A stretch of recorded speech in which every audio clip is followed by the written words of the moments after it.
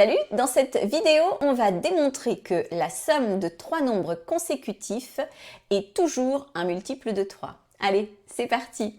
Alors, il faut déjà que je t'explique le vocabulaire. Qu'est-ce que ça veut dire consécutif? Ça veut dire trois nombres qui se suivent tout simplement. Donc, par exemple, 6, 7 et 8, c'est bien trois nombres consécutifs. Tiens, on va vérifier que leur somme est bien un multiple de 3.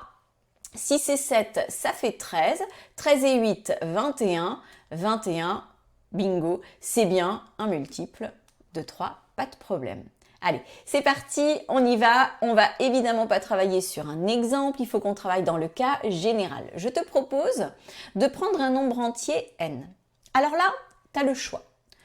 Consécutif, c'est qu'ils se suivent. Alors soit tu en prends un qui est égal à n, le suivant du coup, c'est ce même nombre auquel j'ajoute 1. Et puis encore le suivant, c'est le nombre dont je viens de parler, auquel j'ajoute encore 1.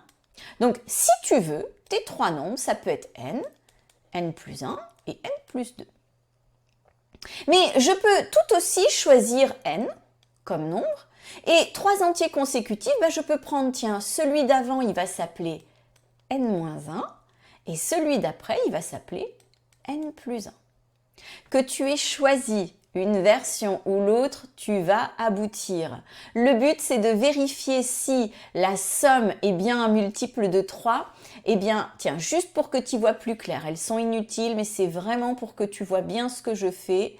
Je te mets des parenthèses. Ça, c'est mes trois nombres consécutifs.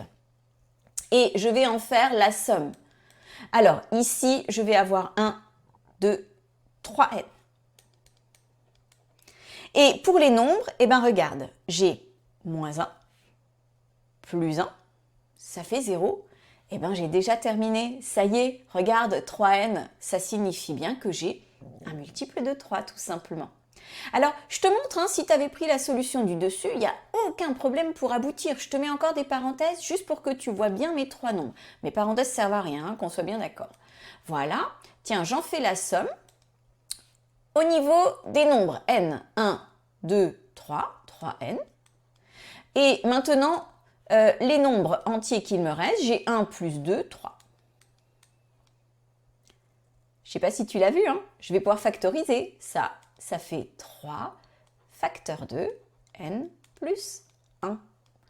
3 fois n, 3 fois 1, ça fait bien 3. Je retrouve exactement ça. Et ça veut bien dire à nouveau un multiple de 3. Tiens, si tu ne le vois pas bien, tu n'as qu'à renommer ce truc-là grand N. Et on va obtenir ici 3 grand N. Et ça signifie bien un multiple de 3. Moi, j'ai fini pour aujourd'hui et je te dis à plus pour d'autres astuces.